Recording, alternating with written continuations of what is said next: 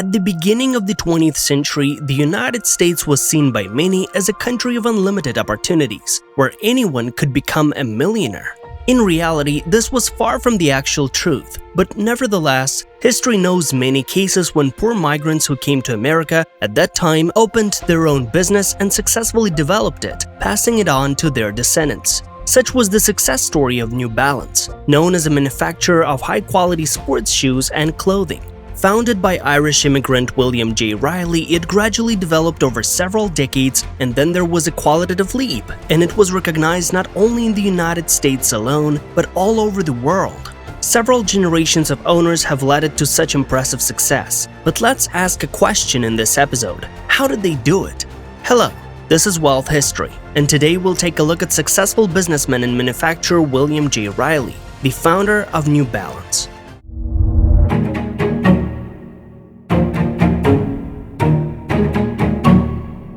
Observe, ideas are everywhere.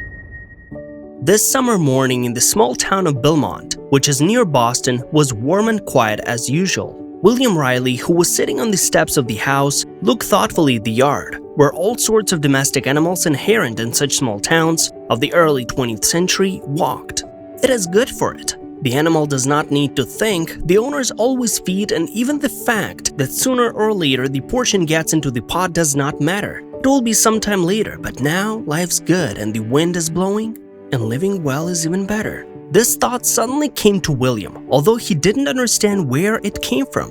Although you can guess, the poor Irish immigrant had to make his way to a new place on his own, and no one was going to feed him just pretty much like that. He dreamt of opening his own business and even knew what it was: the production of shoe accessories.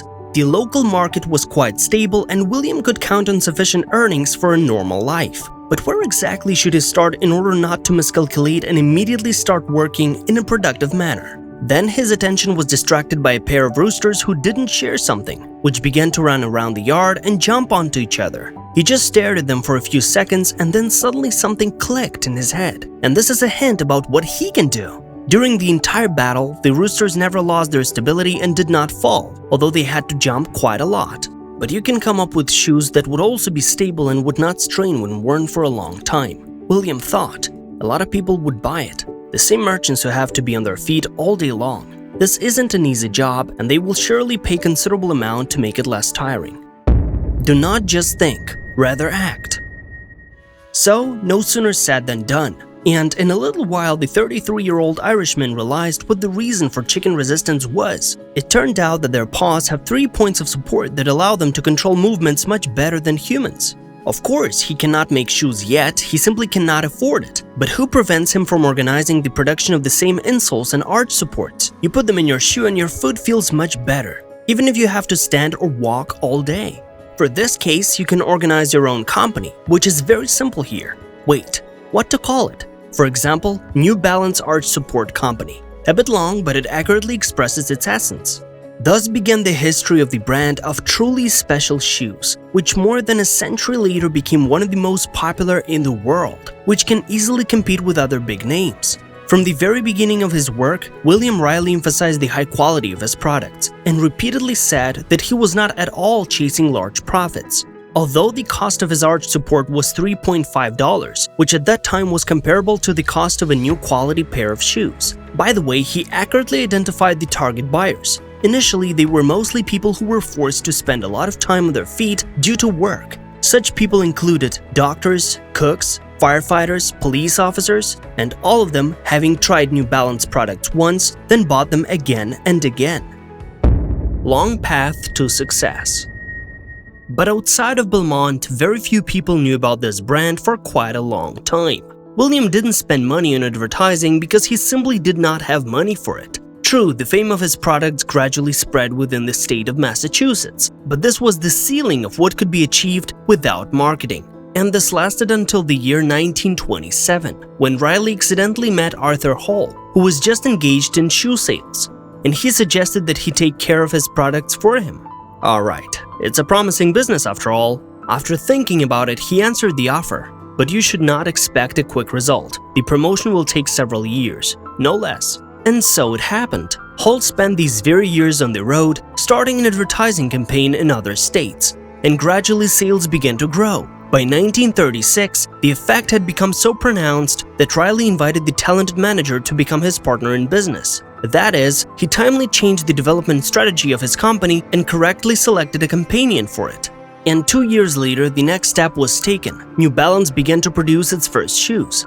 This was after that when it was approached by local baseball players who needed more comfortable shoes for the game. A little later, the company developed running shoes commissioned by the Boston Brown Bag Carriers Sports Club. This further contributed to the brand's popularity, and orders began to come from tennis players, boxers, and athletes of other disciplines. And yes, the scale was not yet too large, but it made it possible to apply an individual approach to each segment of clients, which distinguished the company from competitors for the better.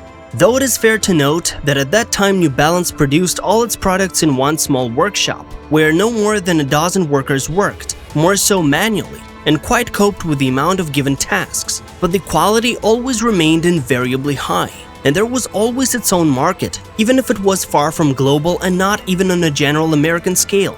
Therefore, in 1940, New Balance sneakers appeared for the first time in official sports competitions and at the same time began accepting orders for shoes for any type of sport.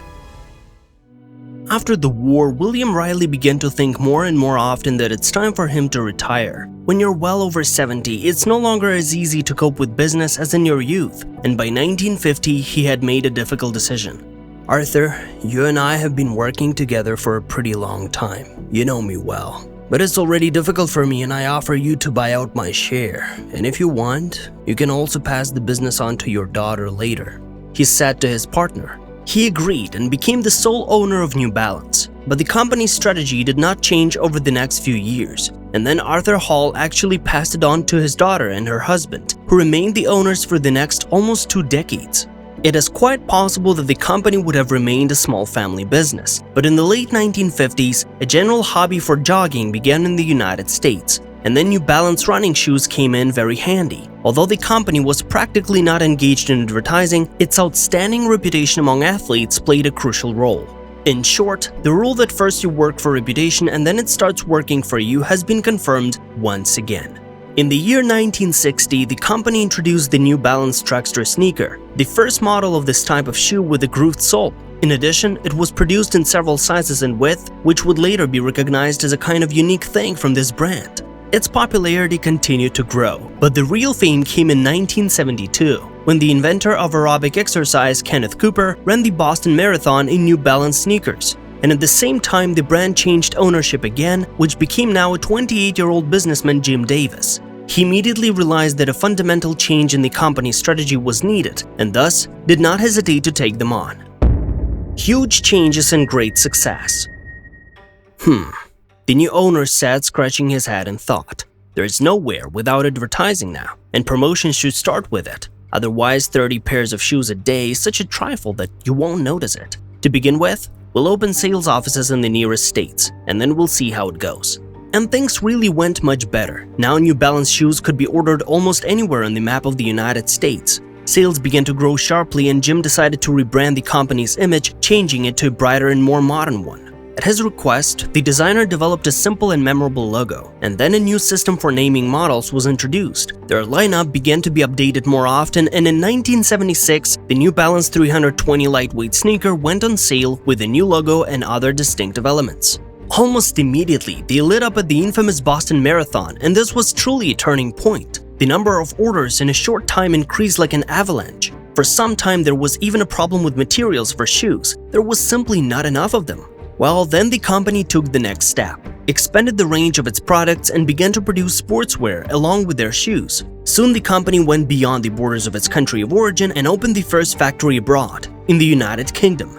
But after a while, it could no longer cope with the flow of orders once again, and then New Balance began to increase its production at the expense of new capacities in Southeast Asia. However, despite globalization, it has retained its American and British businesses, as quality has remained in the first place for it. In fact, very few global sports brands have done the same thing. Finally, all this time the company developed new advanced technologies and implemented them in its models. It did not abandon the classics, but constantly supplemented it with novelties, alongside with it keeping the old models as rarity. And at the very end of the 20th century, New Balance launched the production of children's shoes. So William J. Riley would certainly be pleased with the way his heirs are doing business. It is unlikely that he expected such an impressive success, but it's for sure obvious that it would have pleased him. Thank you for watching our episode on wealth history. We hope you liked this story of success, and in case if you want to watch more episodes, click on the icons on the screen, leave a like and subscribe, and we'll see you later.